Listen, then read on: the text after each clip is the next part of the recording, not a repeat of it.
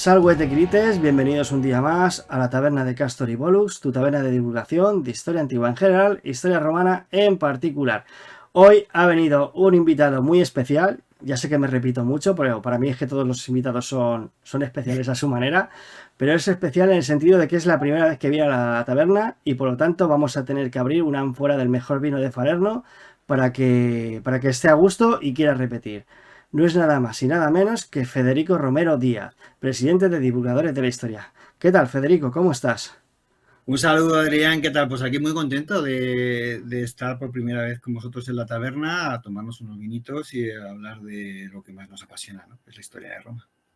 Bueno, te ha costado mucho encontrar aquí la taberna, cruzando el foro. Está visible, ¿no? Tengo aquí un cartel aquí bien grande. Como nos hemos hecho ya famosos en el imperio y parte del extranjero.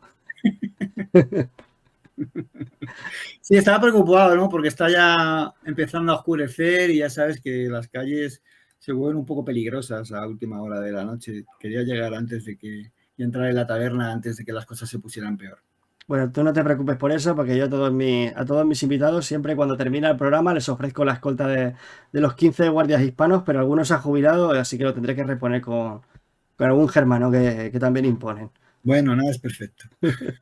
Bueno, pues hoy vamos a salir un poco de lo que es la zona de confort, que siempre solemos hablar del periodo republicano, de la monarquía, de la república y del Alto Imperio, pero hay un tema que todavía no hemos hablado mucho de él y es esa época conocida como el Bajo Imperio o dominado, ¿no? Antes lo hablábamos fuera de cámara, que es esa Roma que da ese aspecto decadente, que aunque en las películas siempre salen con el mismo atrezo y no se puede apreciar nunca el cambio de época. Te puedes encontrar los mismos legionarios de las guerras púnicas en una película de Constantino.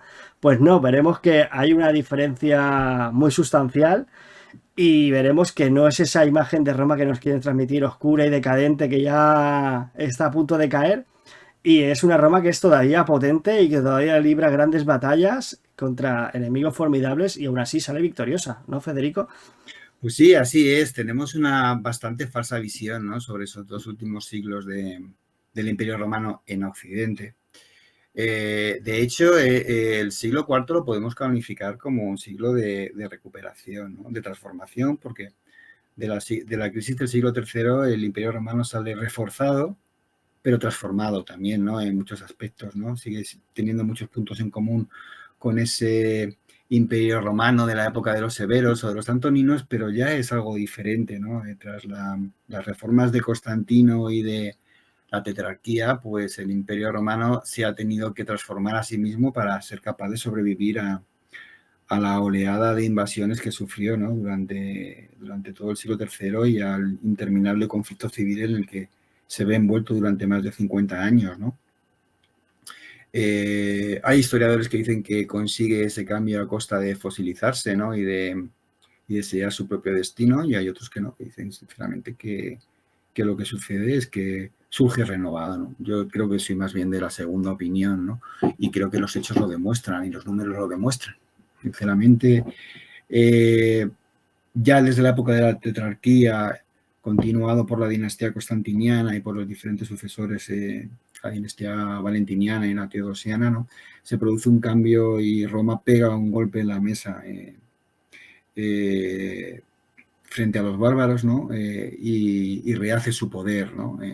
Rehace los limes, inicia una política de reforzamiento tanto de las construcciones como de las guarniciones, en el número de las guarniciones, refuerza las flotas que patrullan los limes, especialmente, tanto el del Rin como el del Danubio como el persa, que es un lime que está muy desconocido, da para un libro, solo hablar del limes persa, ¿no? No vamos a centrar hoy más en el limes del Rin, ¿no?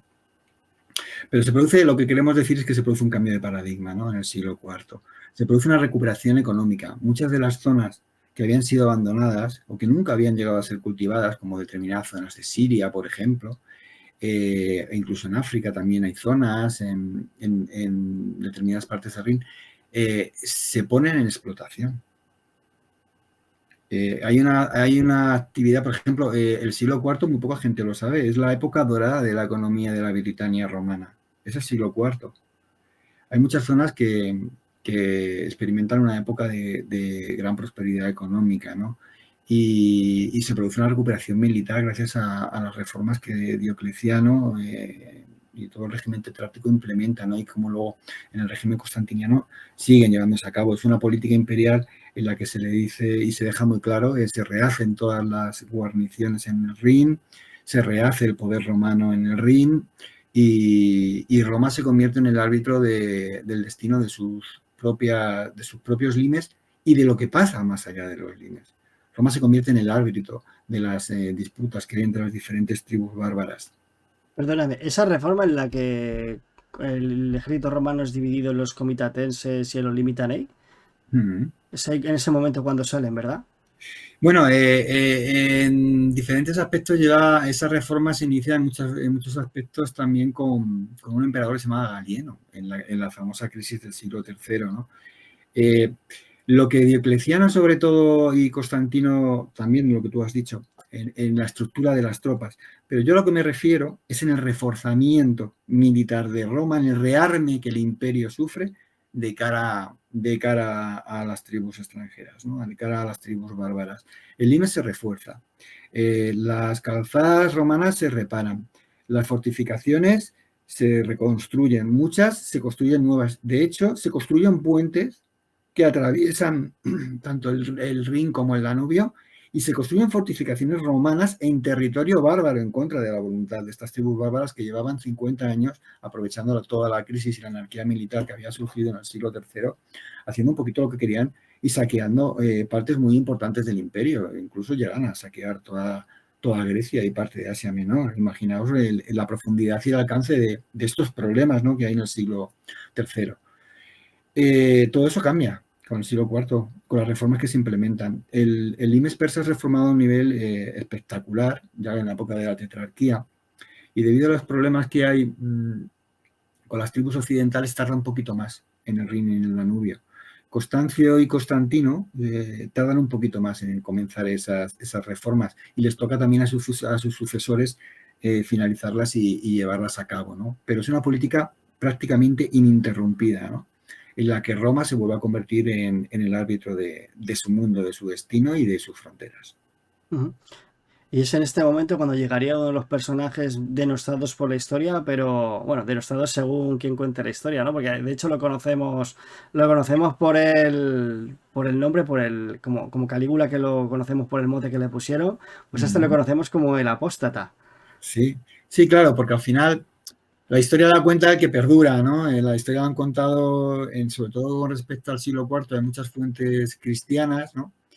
Y la han contado los cristianos, ¿no? Entonces, para muchos cristianos, Juliano tiene un aspecto muy negativo, que es que intenta devolver al imperio a las antiguas formas paganas de religión, ¿no? Fracasa un poquito ya en el intento, ya durante sus pocos años de gobierno, porque realmente ya no se podía acabar. El nivel de la Iglesia había alcanzado ya un grado de institucionalización tal que ya era imposible revertir ese proceso, ¿no? Ya había arraigado también en la población y en las clases dirigentes, ya no tenía sentido y tratar de volver atrás. Aún así, bueno, lo intentó. De hecho, yo creo que es uno de los aspectos menos importantes del reinado de este gobernante, ¿no? Que fue curioso porque realmente no estaba destinado al poder. Sobrevivió a la inmensa carnicería que sucede a la muerte de Constantino, iniciada precisamente por sus hijos, que acaban con prácticamente todos sus tíos y con sus primos, y solo sobreviven tres. Sobrevive Galo, que es el hermano de Juliano, el propio Juliano, y un tal Nepociano, que también tendrá un papel interesante durante el siglo IV, porque, bueno, se convierte durante unos meses en usurpador del usurpador, ¿no? Se rebela contra uno de los usurpadores de Occidente. Bueno, aún así, Juliano no era el mayor era Galo. Cuando Constancio II, uno de los hijos de Constantino, tiene necesidad de compartir el poder porque el Imperio Romano es demasiado grande, ¿no?, para atender a los diferentes incendios que se van originando en las diferentes fronteras, Constancio comprende que no puede hacerlo él solo y que es necesario, como había demostrado el régimen tetrárquico, dividir el poder, ¿no?, para poder dar respuestas locales por parte de personas que están ubicadas físicamente en el lugar en el que surge el problema, ¿no? Cuando una sola persona se hace cargo de todo el gobierno del imperio, eso es imposible. Aparte que tiene una buena manera de evitar usurpaciones. Bueno, pues decide que va a ser Galo. Galo tuvo un comportamiento bastante, el hermano mayor de Juliano, bastante, digamos que impulsivo, era muy joven, a Galo le casan con una mujer que tampoco le aconseja bien. Y bueno, pues lleva a cabo una serie de políticas en Oriente, en especial en Antioquía, pues que le llevan a enemistarse con la persona que le había nombrado, que es Constancio II. Estas cosas suelen acabar mal. Y bueno, pues eso, Galo es ejecutado y bien, resuelve el problema político para Constancio, pero abre un nuevo problema, que es ¿qué hacemos ahora? Yo sigo necesitando a una persona de confianza que me apoye, ¿no? ¿Y qué persona más de confianza que la familia? Pero es que resulta que la familia, hombres varones, ya solo quedan dos. Juliano y este Nepociano, que seguía siendo muy joven, ¿no? Entonces, a instancias de su esposa, decide nombrar al hermano de la persona que se haga, al hermano de Galo, que se había caído en una espada, por decirlo de alguna manera, pues lo nombra César, ¿no? Lo designa como a su sucesor, ¿no? Y es curioso porque hasta ese momento Juliano, políticamente hablando, había tenido un papel muy ambivalente, ¿no? Se había centrado más en la cultura, en sus estudios. Era por decirlo así, no me gusta la expresión porque yo soy bibliotecario de profesión, pero bueno, se utiliza mucho para que entendamos qué era Juliano, ¿no? Antes de ser César. Era un ratón de biblioteca. Era un hombre de la teoría, ¿no? Una persona muy culta, muy versada en filosofía y en todo lo que era el conocimiento, ¿no? Conocía muy bien el arte militar, pero lo conocía a nivel teórico. Hasta ese momento no había tenido necesidad de hacerlo en otro plano, ¿no? Entonces, nada, lo llama a Milán, Constancio II, lo nombra César, creo recordar que es en el 355, y lo dirige inmediatamente a la Galia. ¿Por qué a la Galia? ¿Por qué envía a Juliano al frente de un ejército a la Galia? Pues lo envía a la Galia porque en la Galia, en el Limes del Rin, al norte de la Galia, hay problemas. ¿Por qué hay problemas? Porque dada la situación de dominio militar que Roma tenía sobre los limes, lo que hacían los bárbaros era aprovechar las situaciones de debilidad puntual que había para dedicarse a hacer incursiones y racias en el interior del imperio. ¿Cuáles eran esas situaciones de debilidad fundamentalmente? Las luchas civiles, las usurpaciones, los vacíos de poder. ¿Qué había pasado hasta en ese momento? Pues que en Occidente había habido una usurpación. Un personaje de ascendencia franca, que recordáis, se llama Magnencio, se proclama emperador, acaba con Constantino II, el hijo de Constantino, uno de los tres hijos de Constantino, y se proclama emperador sin grandes problemas de toda la pars occidentis del imperio. Lógicamente, Constancio no acepta esta usurpación. Hay una carnicería impresionante en el 351, una batalla que hemos comentado tú y yo antes, que se llama la batalla de Mursa, que fue una enorme pérdida de decenas de miles de vidas de legionarios romanos, y se produce un vacío de poder romano en esa frontera de Limes. ¿Por qué? Porque gran parte de esos legionarios que habían muerto en la batalla de Mursa habían sido detraídos de las guarniciones fronterizas que vigilaban que las tribus bárbaras de Limes del Rin, francos, alamanes, burgundios, no penetraran en territorio imperial. Ahora podían, porque las legiones, las fortificaciones romanas habían quedado debilitadas. Claro, habían dejado ahí un agujero que los bárbaros interpretarían como una autopista para ellos, ¿no? Y Permitiendo, es grave, porque además es más grave. En parte fue culpa también de Constancio II, porque quiso pasarse de listo de alguna manera. Es decir, Constancio II requirió al rey alamán para que invadiera el territorio del usurpador, del territorio que estaba ocupando Magencio, para que invadiera el norte del Rin. ¿Para qué hace eso? Para que el usurpador, que necesita todas sus tropas para enfrentarse a Constancio II, tenga que traer parte de esas tropas que tiene destinadas a luchar contra Constancio II a expulsar a los alamanes de las tierras que ha ocupado. Y de hecho funcionó, la táctica funcionó en un primer término, tuvo que destinar a 10.000 hombres al norte, al mando de uno de sus generales para luchar contra esa invasión alamana y frenarla por lo menos, taponarla de alguna manera y poder estar en condiciones de, con una retaguardia tranquila, acudir a enfrentarse a Constancio II. ¿Qué pasa después de la victoria de Constancio II? Pues que Constancio II le dice al rey alamán: oye, mira, gracias, ya te lo voy a recompensar, pero vuelve a tu tierra. Y el rey Alamán dice que no, que esas tierras las ha conquistado con su permiso, que además lo ha hecho por derecho de conquista y que de aquí no se va. Bueno, pues Y aquí tenemos las bases para un conflicto potente. grandes ciudades de ese limes, como por ejemplo Colonia, Bonn, son destruidas o ocupadas por los alamanes. Y ahora le llega el turno al Imperio Romano, una vez resuelto su conflicto civil, de recuperarlas. ¿Quién va a ser el encargado de esa labor? Ese ratón de biblioteca, asesorado por una serie de generales que le ponen alrededor Constancio II.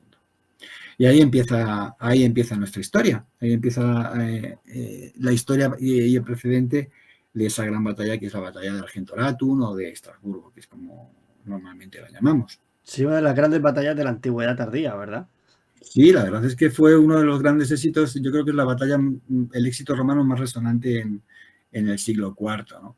Porque cuando Juliano llega a la Galia, pues se encuentra una asociación, como ya he dicho, muy complicada, ¿no? Muchas poblaciones estaban ocupadas por francos y alamanes, porque yo he hablado de alamanes, pero también los francos aprovecharon su momento, ¿no? Los francos estaban un poquito más al norte, más en lo que es la desembocadura del Rin, y los alamanes estaban en esa orilla del Rin, pero más hacia el sur, Para que ¿vale? no lo sepa, los francos, por aproximación de la palabra, perdón, son ¿Perdón? lo que digo, que los francos que son los que con el tiempo formarían el reino de Francia sobre la Galia.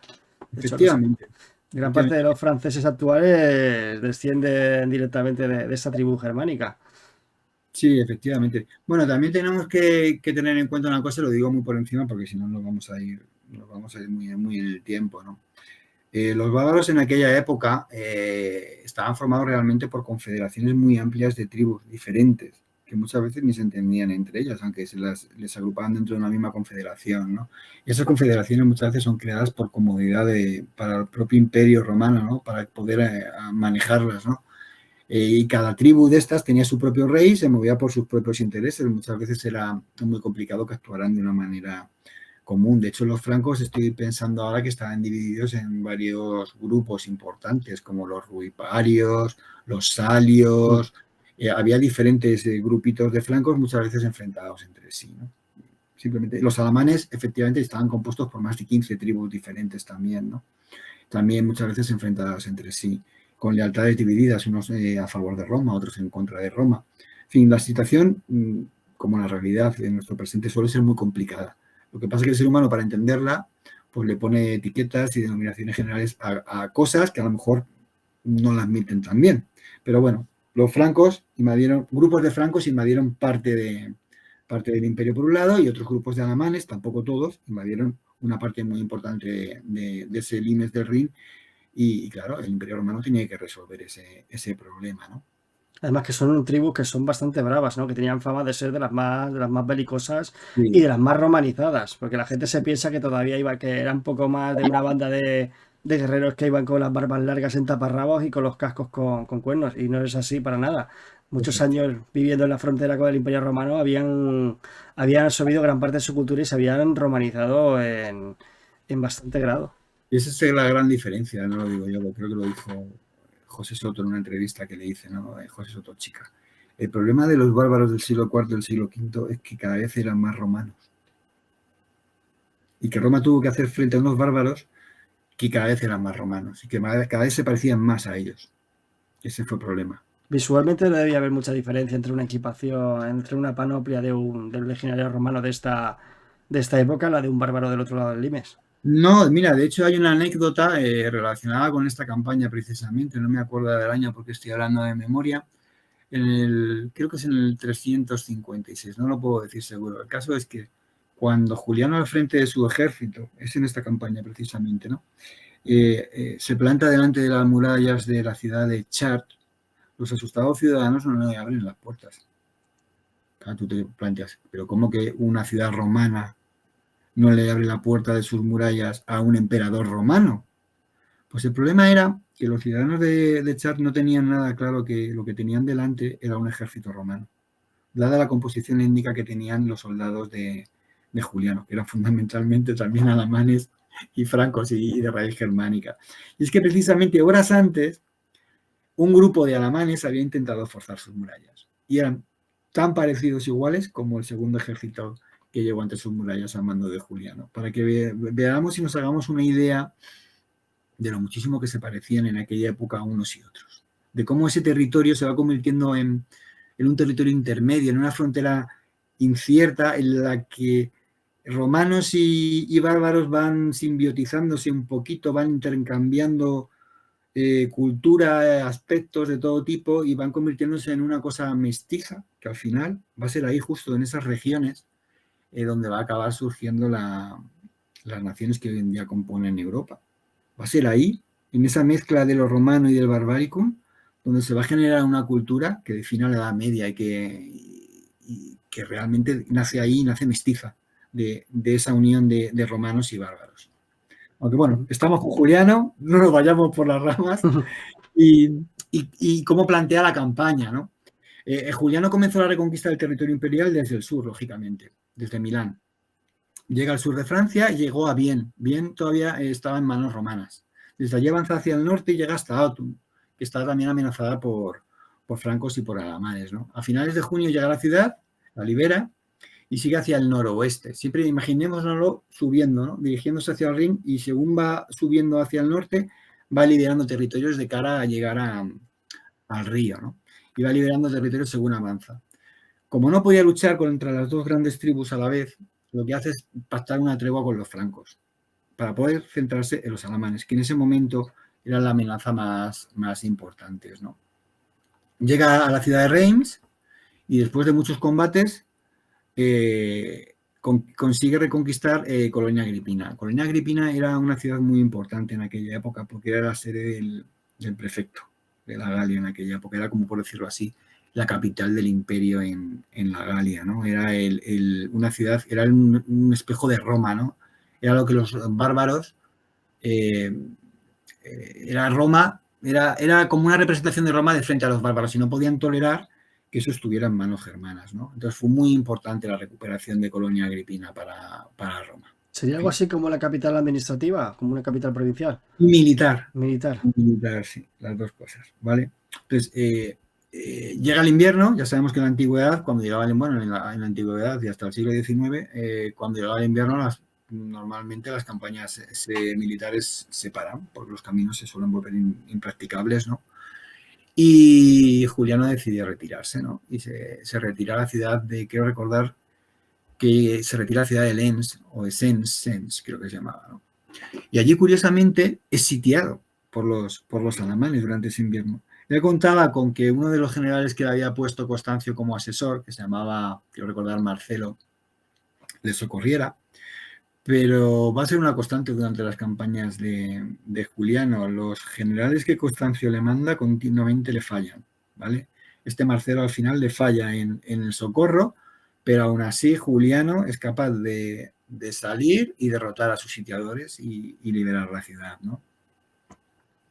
Y poder, de cara a la primavera, ser otra vez libre para plantearse la continuación de su campaña, a pesar de haber estado en inferioridad numérica. Juliano se queja al emperador, el emperador reconoce sus quejas, retira a Marcelo y le manda a otro bárbaro imperial, a Barbacio, al frente de 25.000 hombres. Con las tropas que él tenía, contaba con unos 13.000 hombres, y estos 25.000, Juliano se plantea ya, se permite pensar a lo grande estratégicamente hablando, ¿no? Y diseñan una campaña en conjunto.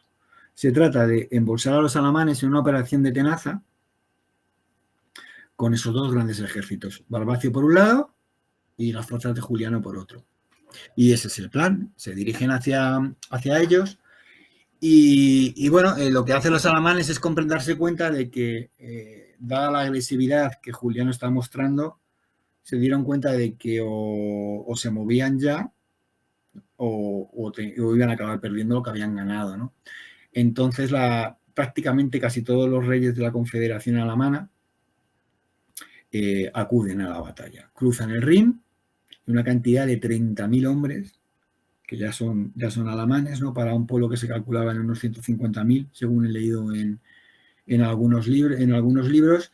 Y bueno, bajo el mando de líderes como Cronodomario, Vestralpo, Urio, Usucino, Sumario, Ortario, Serapión, que son todos nombres de reyes alamanes, que en ese momento reconocían, por decirlo así, la coordinación militar de Cronogomario como el rey más poderoso de ellos, como mando único en esa batalla, se plantan frente a los romanos, cruzan el Rin, dicen las fuentes que tardaron casi 3 días en cruzar el Rin, estas fuentes, y al poco pues plantan su campamento esperando a los romanos para plantar batalla, ¿no?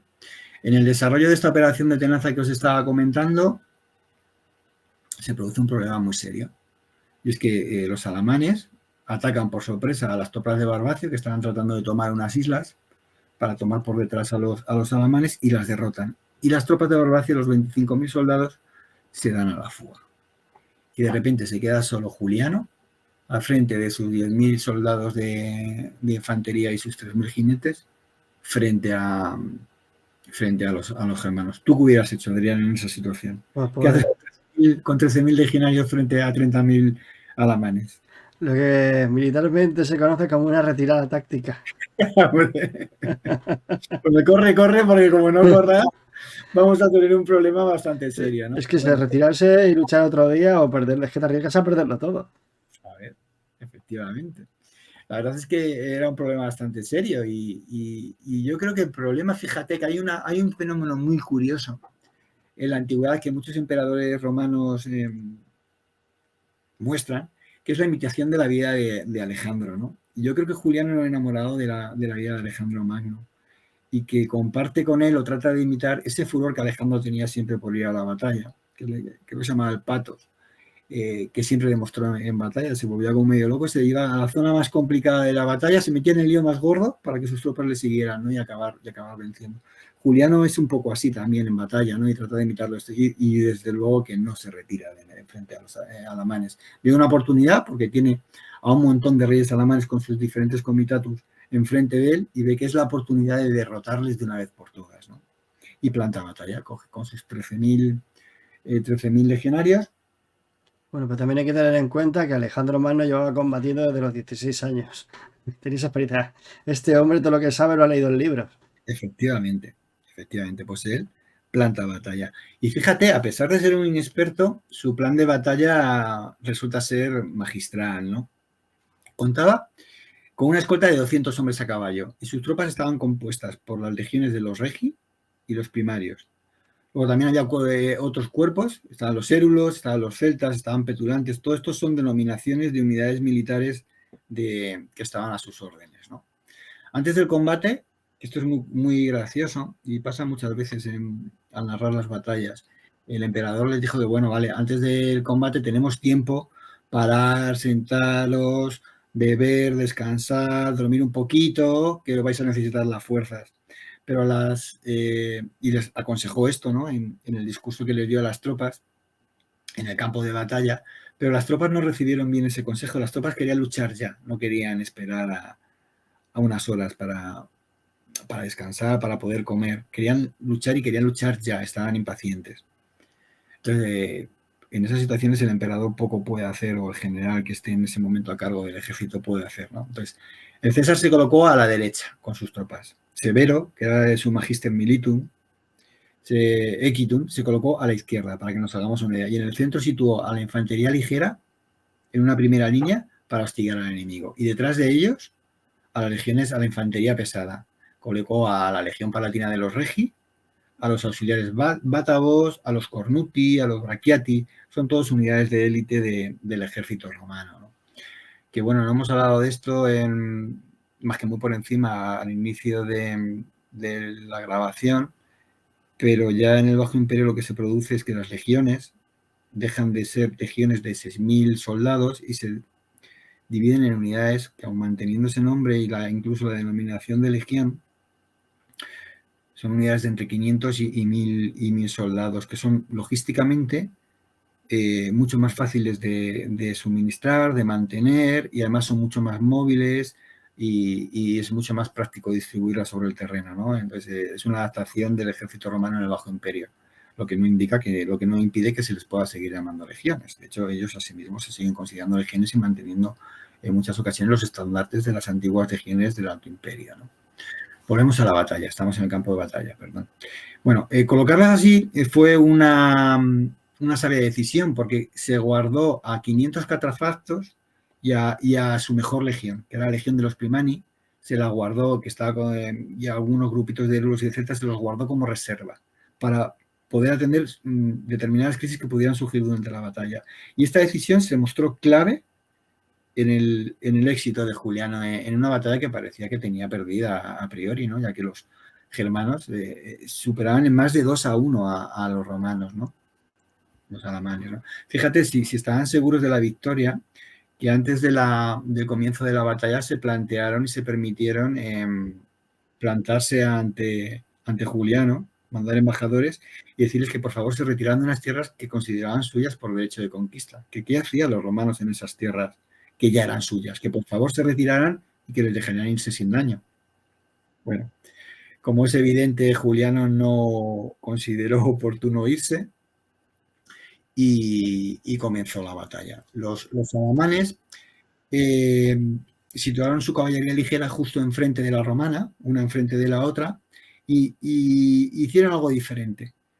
En medio de los caballos, entre los jinetes, mezclaron infantería, con la misión de atacar y desjaretar a los caballos romanos y atacar a los jinetes romanos en caso de que se cayeran al suelo, ¿no? Porque normalmente un jinete romano, sobre todo si es de caballería pesada, con la armadura tan potente que tiene cuando cae, es que en el suelo es inútil. O sea, no puede tampoco defenderse demasiado bien debido al peso de su equipo, ¿no?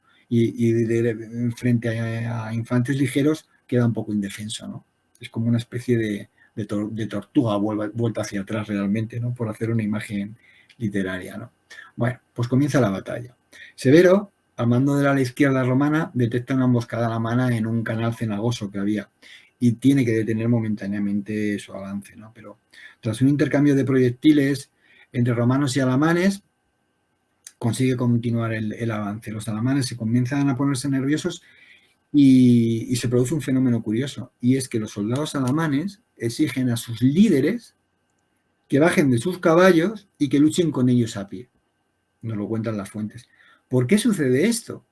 Pues porque si tú estás a caballo y las cosas se tuercen en la batalla y hay que retirarse, vas a ser mucho más propenso a darte la vuelta y a coger tu caballo y a salir corriendo, que si vas a pie, estás mezclado entre tus propios soldados y las cosas se tuercen. Sabes que vas a tener que afrontar las consecuencias hasta el final. Claro, es como una garantía que están dando de que no les van a dejar tirados literalmente. Efectivamente, bueno, pues ante ese requerimiento, todos los reyes alamanes accedieron a hacerlo y compartieron el destino de sus guerreros. Bajaron de sus caballos y lucharon a pie, ¿no? En la izquierda, Severo comenzó a progresar hacia los alamanes, a romper la línea alamana, mientras que a la derecha, la caballería romana sufre un problema. En la derecha estaba situada la caballería catafracta, la caballería pesada. Se supone que es la caballería, de hecho, que más cobraba, la caballería de prestigio, ¿no? Y curiosamente, por el resbalón de uno de sus soldados y porque otro cae levemente herido, toda la caballería pesada romana se para en seco. Comienza a vacilar y comienza a dar la vuelta a las grupas de sus caballos y a pensar en la retirada, ¿no? Juliano se da cuenta pronto de que lo que está pasando y acude con jinetes de su guardia personal a ese punto, logra frenar la retirada, consigue que se vuelvan a dar la vuelta y que vuelvan a cargar contra los alamanes, ¿no? Y consigue evitar ahí una crisis muy importante, porque imagínate si el ala derecha se viene abajo, entonces ya está. Toda la línea romana hubiera quedado expuesta y el frente se hubiera venido abajo, ¿no? Aún así, y a pesar de no conseguirlo por la derecha, los alamanes lanzan un poderoso ataque encabezado por su rey, por Conodo Mario. Logran abrir una brecha en las líneas romanas. Esto va a pasar varias veces durante la batalla. Los alamanes, con el ímpetus, consiguen abrir brechas en la primera línea romana, pero como bien sabemos, los romanos en batalla no se disponían en una sola línea, eran varias líneas de combate que además se iban relevando para darse descanso las unas a las otras, y aunque tú consiguieras romper la primera línea, incluso la segunda, lo que hacías era ingresar en un cuerpo vivo de soldados y no era tan fácil llegar al fondo, no era tan fácil romper en dos una línea romana. ¿Vale? Una pregunta que te quería hacer. Has mencionado el ímpetus. Sí. Yo sé lo que es, pero para nuestros oyentes que no sepan lo que es, o sea, no sepan imaginárselo, ¿qué es la acción del ímpetus? Es el ataque. De hecho, mira, los alamanes adoptaban una posición de ataque, en esta batalla lo hacen, que se atacan en cuña. Aquí hay una formación de cuña, imaginaos un triángulo que se mueve gritando todas veces y gritando hacia el enemigo. Eso asusta al enemigo, hace que se retraiga, hace que se ponga a la defensiva, y eso favorece, y además con esa formación en cuña hace que se pueda penetrar en el frente mucho más O fácilmente. sea, sería la típica carga que se vemos en las películas de los guerreros gritando y chocando contra las líneas enemigas. Sí, Esa acción. efectivamente, pero no desorganizada. No desorganizada, porque a estas alturas los alamanes nociones de combate ya habían aprendido bastante de los romanos. Entre otras cosas porque mucha de la gente que se estaba enfrentando en ese momento a los romanos, en algún momento de su vida es muy probable que hubiera luchado en unidades romanas y que hubiera recibido formación militar romana. ¿Vale? Ya se había mezclado mucho un mundo con el otro.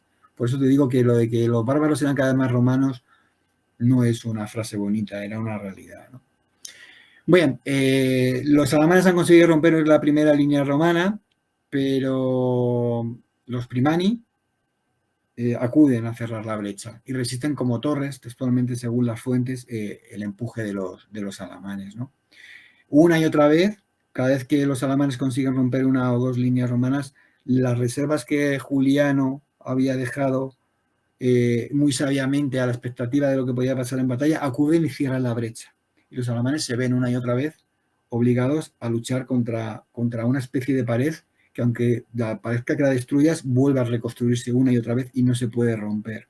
Tengamos también en cuenta que los romanos se daban relevo en las batallas. Cuando un legionario romano estaba cansado de luchar en primera línea, el compañero que tenía detrás le relevaba. Los alamanes no tenían este sistema, empiezan a fatigarse, empiezan a luchar con las espadas en alto, en vez de a dejar su pecho al descubierto.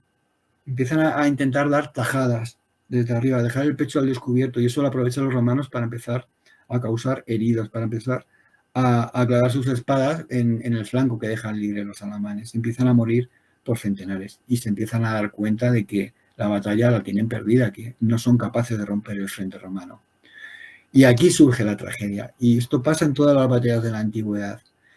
Cuando el enemigo se da cuenta de que no puede con el adversario y da la espalda y inicia la retirada, ahí surgen las grandes masacres y surgen las grandes pérdidas. Raramente en la antigüedad, cuando un ejército se muestra capaz de retirarse en orden, pierde gran parte de sus efectivos, aunque pierda la batalla.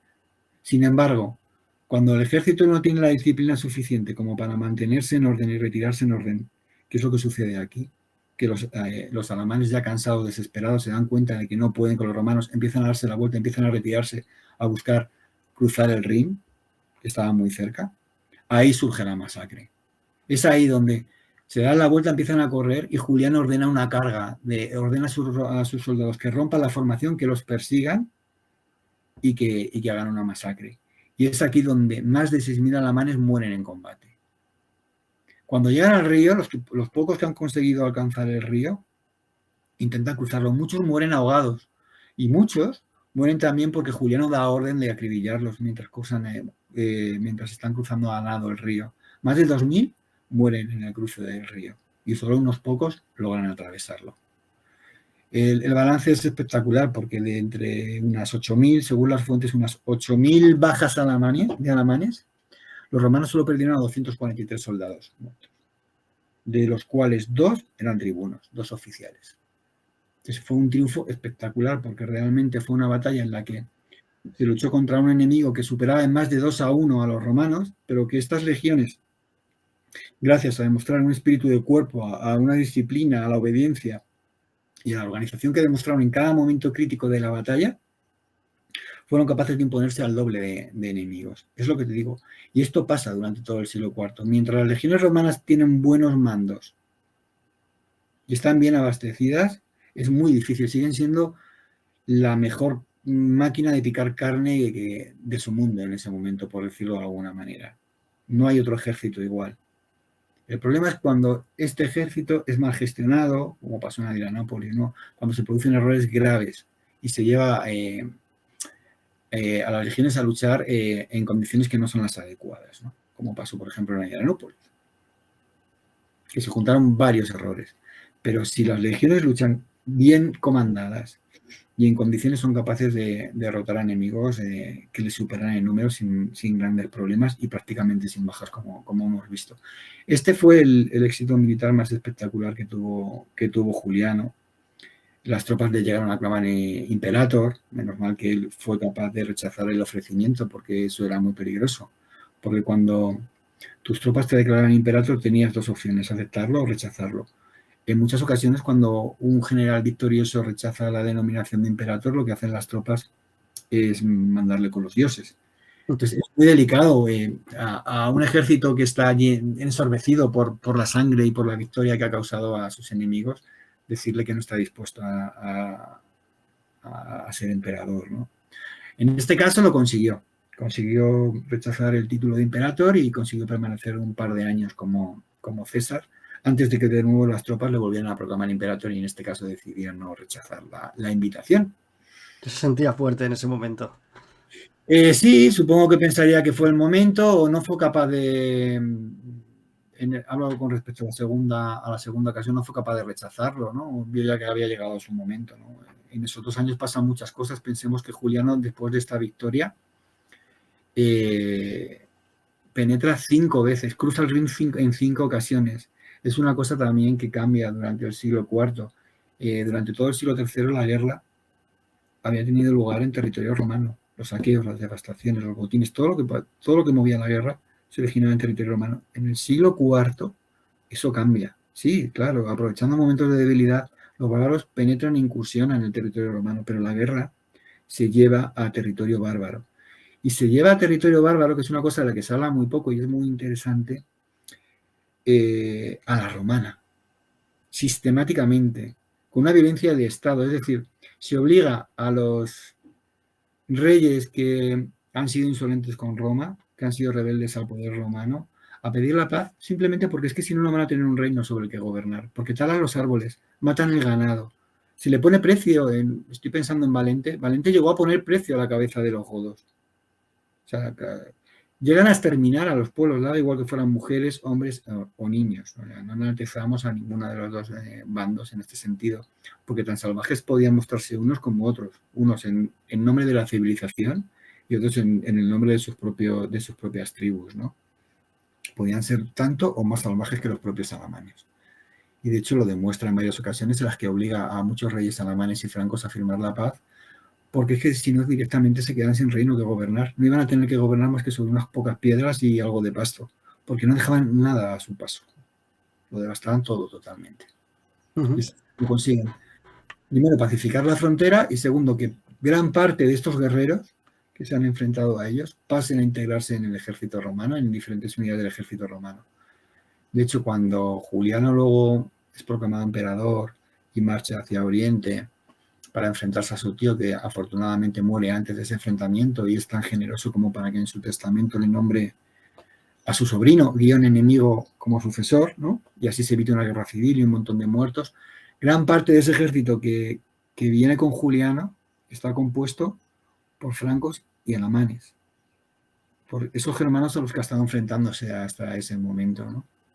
Que curiosamente se rebelan contra Constancio porque no querían ir a las guerras de Oriente, porque Constancio le exige a Juliano que casi la mitad o una tercera parte de sus fuerzas se las envíe a Oriente para luchar contra los persas y ellos se niegan, ¿no?, por no dejar a sus familias. Y curiosamente, cuando se trata de ir a luchar contra Constancio II y a las órdenes de Juliano luego contra los persas, no tienen ningún problema en irse a Oriente, ¿sabes? Esto es un fenómeno muy curioso. Y creo que ahí podemos dejar el tema de la batalla. Las consecuencias, pues realmente pensamos que después de una derrota tan contundente, ¿no?, pues los alamanes quedaron en paz, ¿no? Después de esta masacre, los alamanes pudieron quedar en paz y el Limón quedó en paz, ¿no? No fue así. Juliano muere en el 363, 6 años después de esta batalla, durante su retirada al Imperio Persa, en la campaña persa. Es sucedido por Joviano y luego por Valentiniano. Y suponemos, ¿no?, que a pesar de todo ello, pues que no pasaba nada, ¿no? Que gracias a esta derrota tan contundente, pues que quedaron en paz, ni mucho menos. Los alamanes solo tardaron 7 años en recuperarse y en volver a plantar cara al Imperio Romano y a derrotarlo, y a volver a invadir el territorio imperial. es una constante también durante todo este siglo IV, que a pesar del reforzamiento y del rearme de Roma como imperio, la enorme vitalidad que demuestran sobre todo francos y alamanes, que invaden una y a pesar de las numerosas derrotas a las que son objeto, invaden una y otra vez el territorio imperial. Es un problema casi permanente al que todos los emperadores prácticamente a lo largo del siglo IV van a tener que hacer frente, ¿no? Pero hay que tener en cuenta que el sistema de vida de esas tribus era seminómada. Era su forma de vivir. Ellos no cultivaban, ¿no? Como se suele decir por ahí. Pues realmente también depende del espacio en el que podían desarrollar la actividad económica. Por ejemplo, sí que se sabe, no te hablo ya de francos y de alamanes, ¿no? Pero, por ejemplo, la economía de los godos en ese mismo momento sí que se ha estudiado bien, ¿no? De los tervingos, que a los que más cerca estaban del Imperio Romano, y sí que tenían un importante componente agrícola también, no solo eran ganaderos, estaban muy asentados. Y su nivel económico, fíjate que también lo han estudiado los arqueólogos, hablo de los godos, ¿no? Porque se ha estudiado mejor arqueológicamente, ¿no? El nivel económico del reino de los tervingos, por ejemplo, que estaba al otro lado del Danubio, más al sur, ¿no? Era similar al de las zonas rurales romanas. O sea, habían conseguido llegar a un nivel económico gracias al intercambio comercial, a los periodos de paz, al estar tan próximos, habían conseguido un desarrollo económico muy parecido al de las zonas rurales romanas, ¿no? Y sí que se dedicaban a la agricultura, el comercio tenía mucha importancia, a pesar del peso también de la ganadería, ¿no? En el caso de francos y alamanes, muchas veces el problema no estaba, ya hemos hablado de que estaban muy fragmentados, ¿no? Pero muchas veces el problema no estaba en las tribus que directamente limitaban en la periferia cercana del imperio, por decirlo así, en las que estaban vecinas al imperio. El problema venía por detrás, es decir, yo soy de la tribu, no sé, por ponerte un ejemplo, ¿no? La tribu de los bucinovantes, estoy en paz con Roma, mi rey ha firmado un acuerdo con ellos, pero es que resulta que una tribu que tengo 100 kilómetros atrás atraviesa mi territorio, atraviesa el río e invade el imperio. Y ya de paso me saquea a mí también. Entonces, muchas veces los problemas no vienen de la periferia más cercana al imperio, que suele estar haciendo buenos tratos con Roma por la cuenta que les tiene, ¿no? Sino de la periferia intermedia o más lejana todavía, ¿no? Yo creo que sería algo así como que formaría parte de la idiosincrasia de los pueblos, ¿no? Lo que he dicho, esto de que les empujaba, que ya lo tenían por costumbre, bueno, era una de los pilares económicos de esas tribus, los que le empujarían pues a invadir el imperio y, claro, a hacer negocio mediante el saqueo. Y bueno, y es lo que has dicho, que eso me recuerda que en este momento los hunos están empezando a apretar desde la estepa. Mm. Ya los están empujando hacia Occidente y debían de ser terribles cuando preferían enfrentarse al que todavía era el poderoso imperio romano en periodo de recuperación. Efectivamente, los unos, lo que pasa es que ya sí, bueno, es esa altura cuando empiezan a liar la parda, por decirlo así, porque aparecen por el este y el primer pueblo al que someten, conocido por los romanos al menos, porque los unos no eran conocidos, fue el primer pueblo prototurco que conoce el Imperio Romano, son los alanos. Los conquistan con relativa facilidad a los alanos. Los grutungos, sin embargo, curiosamente, son capaces de retenerlos y de frenar el avance de los hunos durante más de una década. ¿Qué es lo que pasa? ¿Por qué al final se derrumba luego en 2 o 3 años tanto el reino greutungo como el reino tervingo, ambos godos? ¿Qué es lo que sucede? Pues en cierto modo fue también un poco culpa de la política romana de Valente. Valente, durante su reinado, Valente era el hermano de Valentiniano I. Valentiniano I se hizo cargo de Occidente y Valente se hace cargo de Oriente, ¿vale? Estamos hablando del 64, que es en Valentiniano, pues Valente también más o menos por ahí. Estoy hablando de memoria, que alguien me perdone si me equivoco con algún año. Valente inicia una cosa que se llama las guerras godas, a las que somete a los dos reinos godos a saqueos. Ya te he dicho y he comentado antes que incluso llega a poner precio a la cabeza del godo en algunas de sus campañas. Destroza el reino. Además, luego en el reino, tras la firma de la paz, a pesar de que haya paz, se inicia una cierta guerra civil porque la sociedad goda se divide entre cristianos y gente que sigue la antigua religión, y empieza a haber problemas internos, empieza a haber guerra civil entre diferentes caudillos tervingos, entre diferentes caudillos greutungos, la sociedad goda se divide. Al perder esa unidad, lo que sucede es que pierde esa capacidad de resistencia contra el uno, que habían demostrado ser capaces de frenarlos, pero de repente, dada la crisis económica que están pasando, dada la crisis interna y la crisis social por la que están atravesando, pierden esa capacidad de rechazar a los hunos. Y los hunos en 2 o 3 años primero derrotan a los grutungos y después a los tervingos. Se inicia una crisis humanitaria brutal en la que primero son los tervingos, pero luego son un montón de pueblos. Pues claro, cuando esto sucede, al bárbaro que vive en esas zonas solo tiene 3 opciones. Oponerse a los hunos, lo que lo más normal es que acaben muertos, someterse a ellos como vasallos, como pueblos satélites, porque los hunos lo que hacían era incorporar a los pueblos que vencían como pueblos vasallos, o pedir refugio en Roma. Esas son las 3 opciones que les quedan a la gente después de la victoria de los hunos sobre los godos. El Barbaricum se convierte en un infierno, arde por todos los sitios. Todo el equilibrio que durante 100 años ha montado el Imperio Romano, las relaciones políticas en las rivalidades entre un reino y otro, los delicados equilibrios que habían montado saltan por los aires, es como una bomba los hunos. Y todo se va al carajo. Se inicia una crisis humanitaria, en la que, vale, primero son los tervingos los que le piden asilo a Valente. Los tervingos tienen buenos tratos con Roma en ese momento y Valente da el ok. Además es una oportunidad estupenda porque al fin y al cabo es la oportunidad de que decenas de miles de godos se establezcan como granjeros y como soldados, sirvan al imperio de diferentes maneras, ¿no? ¿Qué es lo que sucede? Que en la práctica no solo pasan esas decenas de miles. Con ellos, y por otros puntos diferentes, pasan otras decenas de miles de hunos, de alanos, de todo tipo de bárbaros que están huyendo de ese barbaricum que está en llamas. Y pasan al Imperio Romano, y en el Imperio Romano no tienen medios para ganarse la vida, porque ni siquiera su presencia allí es legítima. Solo es legítima la de los godos tervingos que Valente había reconocido, y se dedican a saquear el imperio y a originar problemas y rechazo de la población.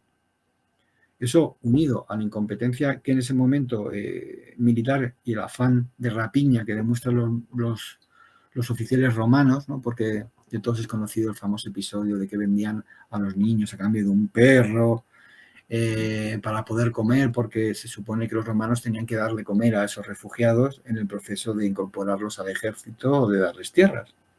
Eso, debido a la corrupción y a la incapacidad que tenía el Imperio Romano en ese momento para dar salida a tantas decenas de miles de refugiados legales godos, no se da.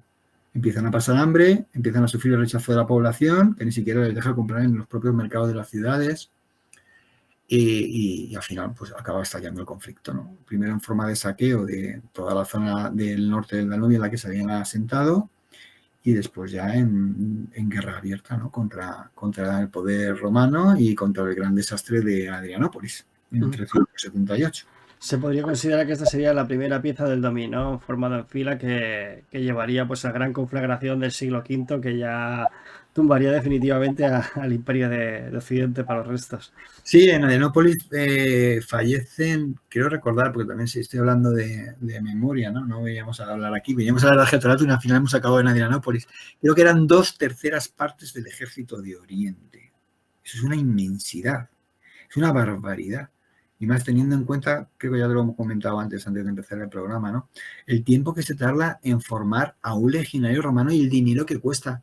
No nos imaginemos a un centurión o a un tribuno, a un magister militum. Imaginémonos el coste que tuvieron esas pérdidas y el tiempo que el Imperio Romano tardó en saldarlas, ¿no? Claro, de ahí la analogía, eso es la primera pieza de la caída, porque una empujó a la otra y hasta que nos llevó pues al colapso final. Una cosa llevó a la masacre, después de la masacre, claro, esa falta de tropas, falta de medios. Son suplidas al final de mala manera, es decir, como hacen falta y hacen falta ya, al final Teodosio, que es el que le colocan el marrón de tener que sustituir al emperador fallecido, a Valente, pues lo que acaba es sometiendo, fíjate que estamos hablando de Adrianópolis, es en el 378, ¿no? Pues tarda 4 años, a pesar de la ayuda de Occidente, debido a esa impotencia militar, porque no tenía soldados, en someter a esos saqueadores godos, que ya están cansados también de 4 años de correrías, ¿no? Y someterlos entre comillas. Y cuando digo entre comillas, es porque firman un acuerdo en el 382 que es algo totalmente nuevo y algo totalmente revolucionario en la historia romana. Y es nuevo y revolucionario en la historia romana a peor. Es decir, Efectivamente, los godos se asientan como federados, que no es nada nuevo, en el Imperio Romano de Oriente, pero lo que sí que es nuevo y es terrible y es perjudicial para el Imperio Romano, se asientan, se les permite tener a sus propios líderes, ya no van a estar al mando y a las órdenes de un praepositi, de un funcionario militar romano, no, van a estar al mando de sus propios líderes, van a mantener su cultura, van a mantener sus leyes, de todo esto dentro del Imperio Romano, no van a tributar al Imperio Romano. Claro, la primera norma de integración, que para integrar primero hay que disgregar. Hasta ese momento, esos romanos, esos germanos, esos laeti, esos deditici siempre se integraban en la estructura imperial. Ahora no. Ahora se van a mantener embolsados dentro del propio imperio con la única obligación de proporcionar soldados, de proporcionar guerreros al emperador cuando ese se lo requieran. Pero ojo, bajo el mando de sus propios oficiales, de sus propios jefes guerreros. Ya no van a estar al mando ni integrados dentro de las unidades militares romanas. Esto es un cambio cualitativo, es un cambio de paradigma muy importante, que detalla hasta qué punto el imperio ya era débil militarmente. Había sangrado tanto, ya no solo por la batalla de Adrianópolis. A lo largo del imperio romano hay 3 grandes masacres. La batalla de Mursa, que enfrentó en el 351, mueren decenas de miles de legionarios romanos. Es un enfrentamiento civil entre Constancio II y un usurpador, Magnencio, de origen franco. Esta batalla que hemos dicho, Adrianópolis, y una segunda que hay en el 394, que es la batalla del Frígido, en la que mueren también decenas de miles de legionarios romanos. Esas 3 batallas, esas decenas de miles de legionarios romanos, que las propias fuentes lamentan, ¿no? Porque son todas originadas, menos Adrianópolis, en conflictos civiles, van a sangrar de tal manera al imperio que lo van a dejar muy débil y van a obligarle a aceptar a contingentes de federados con sus propios oficiales como una solución rápida, ¿no? Para poder atender las necesidades militares que les vayan surgiendo, porque ya no tienen tiempo ni dinero para formar a sus propios legionarios como debieran. Son 3 momentos muy claves y muy importantes en esa historia de ese Bajo Imperio que va a marcar un poquito la caída en el siglo V. Pues yo creo que lo podemos dejar aquí ya y eso sería el epílogo perfecto pues para hablar de otros temas relacionados con la caída del Imperio Romano, como pueden ser precisamente la batalla de Adrianópolis propiamente dicha, ¿no? U otro acontecimiento. Si te parece, pues te lanzo esta invitación formal con testigos. Muchas gracias. Y cuando quieras, pues seguimos desarrollando esta parte tan interesante a la par de entretenida y desconocida de la historia de Roma. Sí, para mí la verdad es que, bueno, hay muchísimo escrito, ¿no? Sobre el siglo I, sobre el siglo II, pero fíjate, yo ya desde la universidad cuando a mí cuando me empezó a interesar la historia romana, de verdad, fue a partir del siglo III, ¿no? A partir de la anarquía militar y, ostras, ¿qué está pasando aquí, sabes? Y además es una historia muy poco contada, las fuentes se fragmentan mucho, supongo que cuesta mucho más trabajo escribir sobre esos siglos, las fuentes se vuelven mucho más fragmentarias, tienes que hacer un esfuerzo mucho mayor como historiador y a veces no consigues tampoco dejar nada en claro, ¿no? Acabas utilizando demasiadas veces expresiones como parece que, es posible que, porque no puedes hablar con seguridad sobre las cosas que pasaron, ¿no? Pero de hecho es el momento, para mi manera de ver, el siglo IV, V, incluso el VI, más apasionante de la historia romana y que está ahí, que se merece divulgarlo entre el gran público porque es realmente apasionante. Y hay unos personajazos gigantes, ¿no? Que no tiene nada que envidiarles, que si hubieran nacido en el siglo I, en el siglo II, hubieran dejado a lo mejor a esos grandes personajazos, ¿no? A Trajano, a César, a Augusto, pues a lo mejor los hubieran dejado por debajo, ¿no? Si hubieran tenido la posibilidad de desarrollar su labor política o militar en aquella época, ¿no? Es un debate. Bueno, a César y a Trajano te lo permite, pero Augusto en este canal es es sagrado. Nada, broma. Totalmente de acuerdo contigo, Federico. Pues nada. Pues un placer, Adrián, y saludar a todos vuestros seguidores. Un placer, ya me he tomado aquí un par de vinitos y bueno, me pones la escolta, ¿no? Para salir. Sí, ya está preparada. Todavía hay un poquito de luz a estas horas, pero bueno, nunca está de más tomar precaución en esta ciudad, porque como digo siempre cuando finalizo, más vale tener un buen seguro de vida si vas a poner un pie en la calle, porque si no, seguramente tus herederos no tengan de qué vivir el día siguiente. Federico Romero, muchísimas gracias y nada, yo lo que digo siempre, esta es tu casa. Pues un placer estar aquí y espero veros en breve. ¿Quieres despedir el programa? ¿Algo especial? Roma Victrix. ¿Qué voy a decir? Siempre eso, como digo, La boca Roma Victrix. La frase más bonita que escucharemos hoy. Pues nada, yo siempre me despido con mi saludete en Valete Quirites. Hasta otra.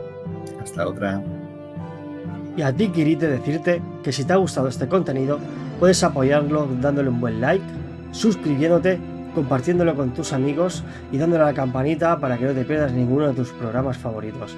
Y ahora sí, con esto me despido con un buen Valete et Gaudete Quirites. ¡Hasta otra!